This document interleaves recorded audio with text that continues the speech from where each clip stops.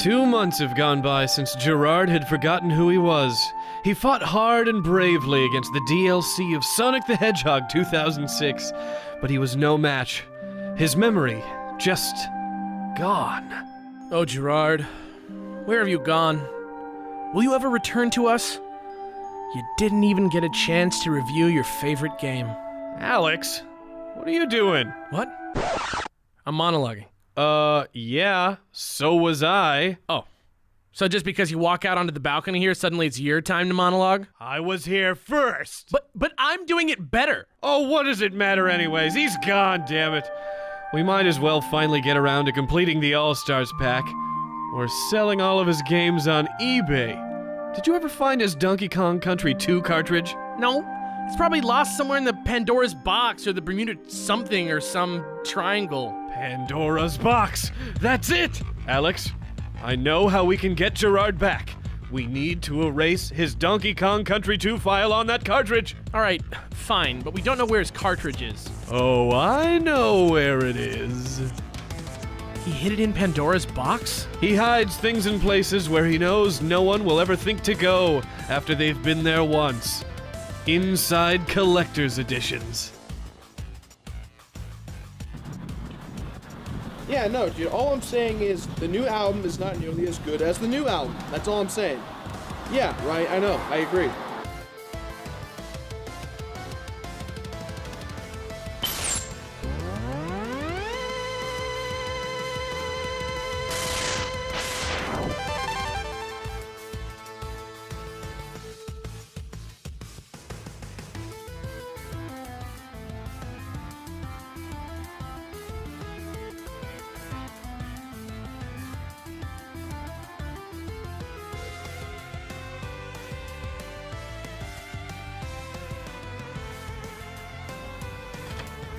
Which one of you deleted my game save?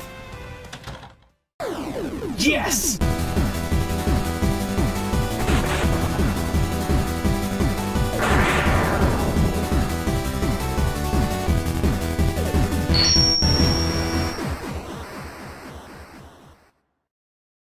Shovel Knight, you dig?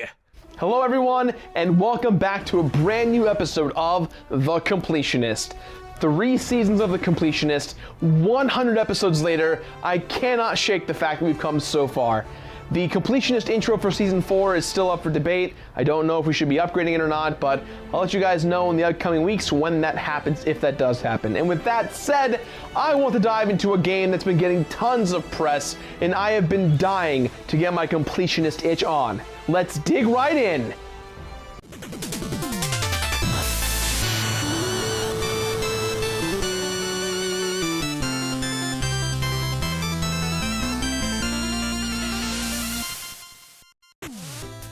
Shovel Knight, an indie-developed game fueled by thousands of people on Kickstarter. I'm going to be honest, I'm always worried when it comes to crowdfunding projects like this, but I'm definitely intrigued and I'm ready to ride the hype train. But Batman, you sell out, you sold out. You're getting paid to review this game, aren't you? You used to be cool. Unsubscribed. What?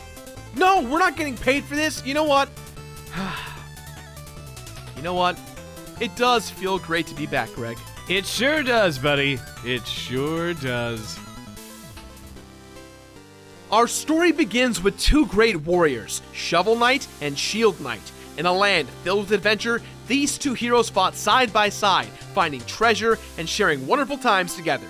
It's kind of implied that they're in love. They're in love. Their adventures come to a halt when they travel to the Tower of Fate. While exploring, they are defeated by the evil power of the cursed amulet. Shovel Knight comes to, only to see that Shield Knight is gone.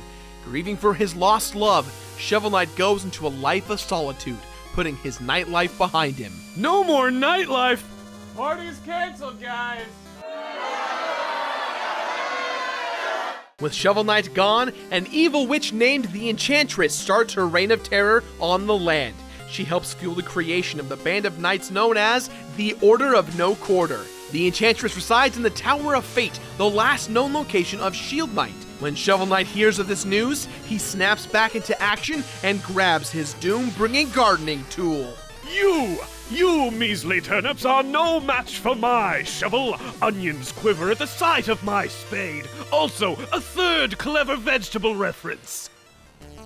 So who exactly is in the unconventionally banded together Order of No Quarter? Well, you've got Spectre Knight, Tinker Knight, King Knight, Propeller Knight, Plague Knight, Treasure Knight, Mole Knight, and Polar Knight.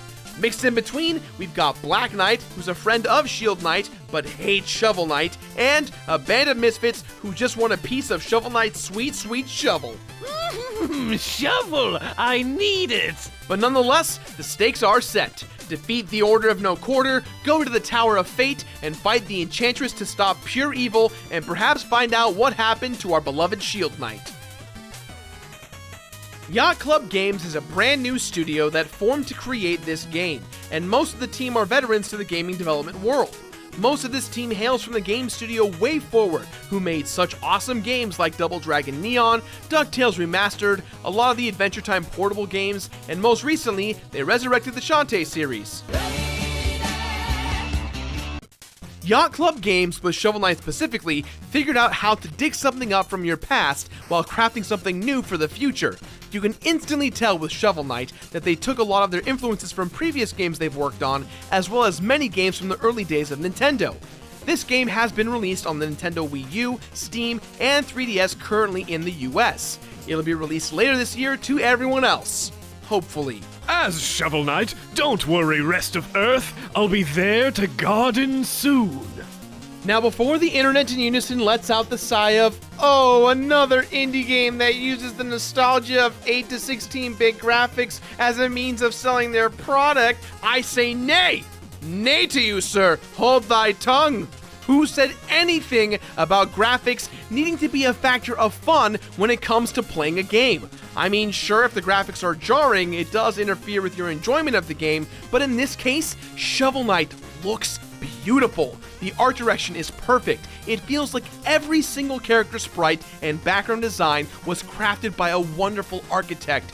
Even with the overworld map, it obviously draws inspiration from Mario 3, but it doesn't matter because it feels so damn new and original. But in the end, it doesn't even matter. I've been following the OC Remix community for years. Since I started the show, there was one remix artist's music that has made me tear up. It's just so damn good, and that remix artist is Vert. But it turns out that Vert's real name is Jake Kaufman, and he's the composer of Shovel Knight, and holy hell, is this music awesome! The music not only perfectly fits every single stage, but you feel like the music is telling its own story. For those of you who follow our second channel, Super Beard Bros, I had the wonderful opportunity to interview this guy, and he's just as cool as I imagined. What makes it even more awesome is that Yacht Club Games got the original composer of Mega Man to contribute 2 songs to 2 levels of the game. The game's soundtrack is available on Bandcamp, and that link is in the description below. Get on it! Well, when the game starts, I'm not surprised to see a mound of dirt. Looks like we gotta dig it up, right? That we do, Greg, but in the ground lies treasure, and by God, Greg, we're gonna dig it up. You dig? It should be no surprise to any of you that action platformers are my favorite genre of gaming.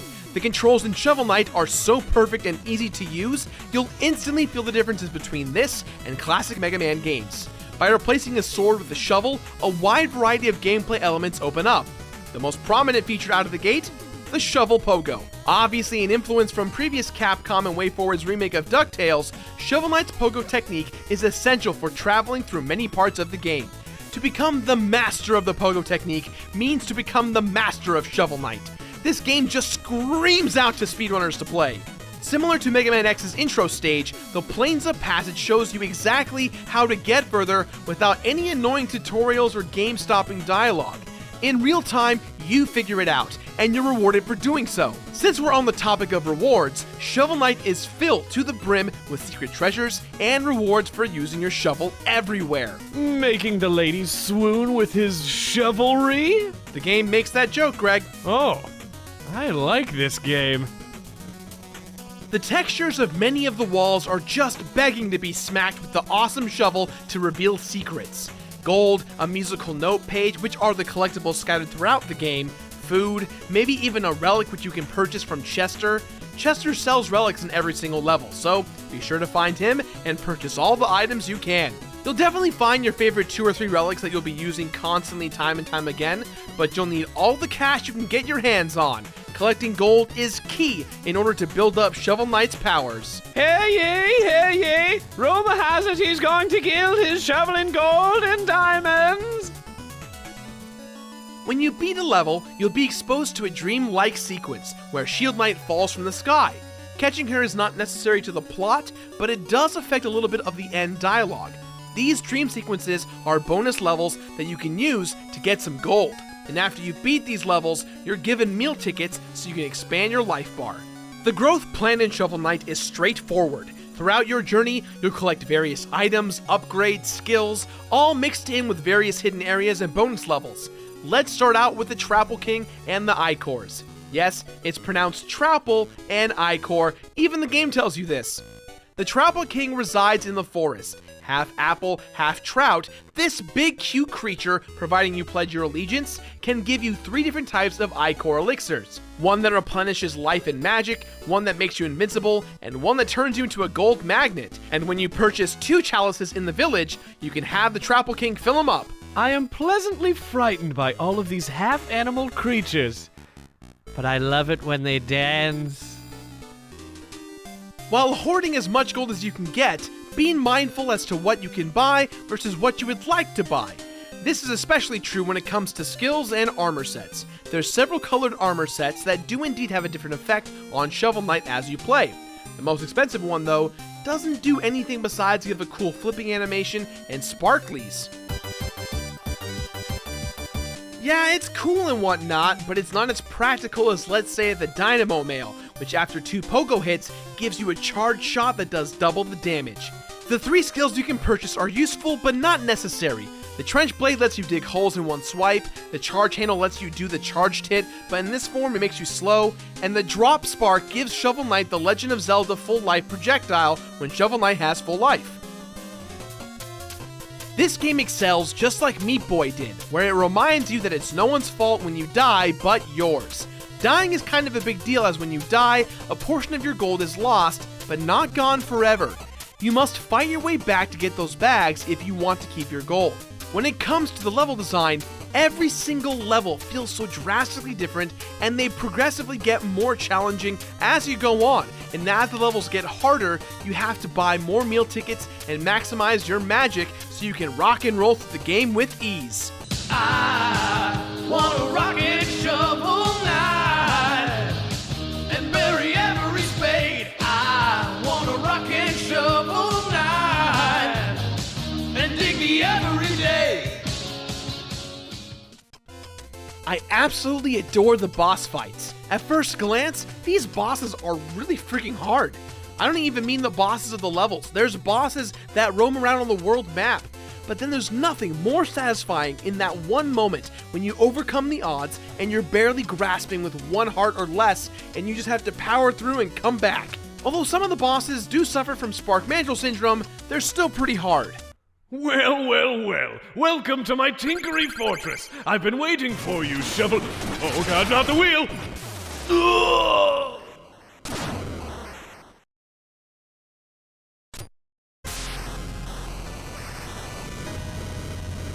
You messed with the wrong Tinker Knight, friend! There's several optional levels and side quests you can go on to get more musical pages, more gold, more food, but there's one side quest dungeon worth discussing called the Hall of Champions. This dungeon features the faces of many of the Kickstarter contributors, including my friend Aaron Hansen from Game Grumps. This dungeon, while short, is the perfect way to show the Kickstarter backers how their money really helped them with this game.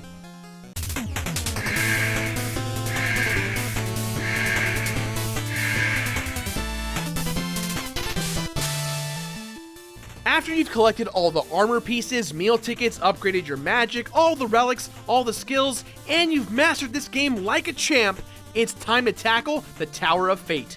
Now, these stages are a little bit like Mega Man in the sense that they're like the Wily stages, but they don't entirely feel like that. These stages throw out a lot of brand new challenges at you.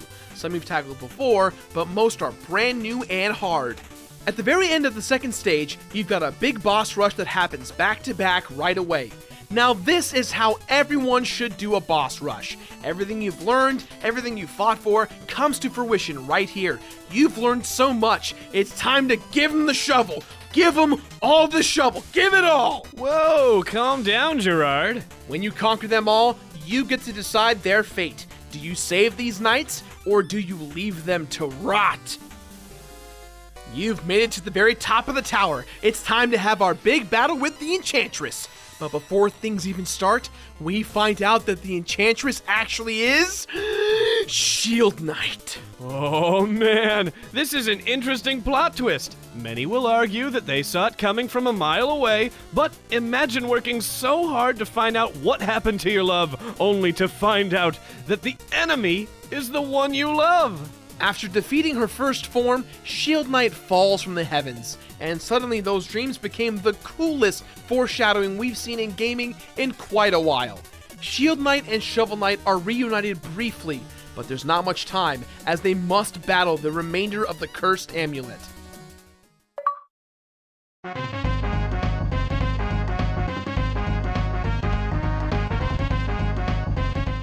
Unfortunately, there are no completion bonuses in this game, but that doesn't mean this game should be judged any less because of it. There are so many challenges to complete, and when you finally beat the game, you can boot up New Game Plus or open up your old game save to buff Shovel Knight even more. You thought I couldn't get even more buff? Oh, yes. For what it seems like the first time in years, we have a brand new title that features over 300 cheat codes. Holy crap. As a reward to Kickstarter backers, these cheat codes were shared to everyone, and it is so rad that they did this. Hell, you could even have the text just changed to butts. Everything says butts. Doesn't really do anything, but it's fun. And that's the whole point of a game, right? To have fun every now and then. Sometimes it's good to just disconnect from the whole completionist aspect and just dive into a game and have a good time.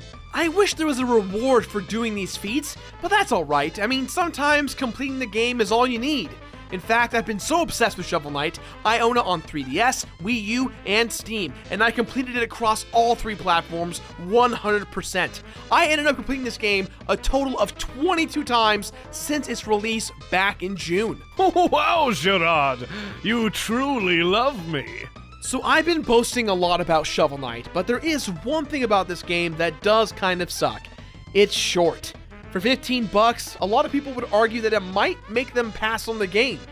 Now there are achievements or feats that exist in the game. Some of them require some insane gaming prowess.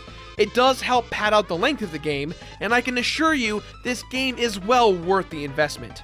This is the kind of game that years from now, we'll think of Shovel Knight as the next Mario or Sonic. Despite it being short, I'm not worried, as there's tons of DLC updates coming in, including challenge missions, playing as other characters like Shield Knight, and so much more. Play as Shield Knight? You stay away from her!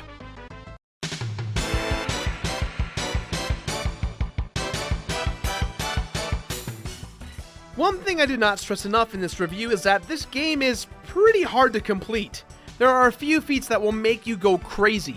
There's a feat that involves you never dying, one that involves you destroying every checkpoint in every single level, and the hardest one, beat the game in under an hour and 30 minutes, which starting out is near impossible. Luckily you've got a beard, whatever the hell that means. The struggle is pretty real when it comes to perfecting the art of Shovel Knight, but there was something that kept me going.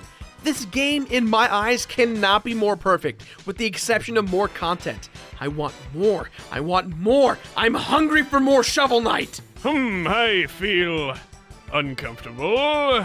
For those of you who are already invested in completing Shovel Knight, check back in a few days. I'll be uploading a new show that goes in tandem with completing games, and the first episode dives deeper into Shovel Knight.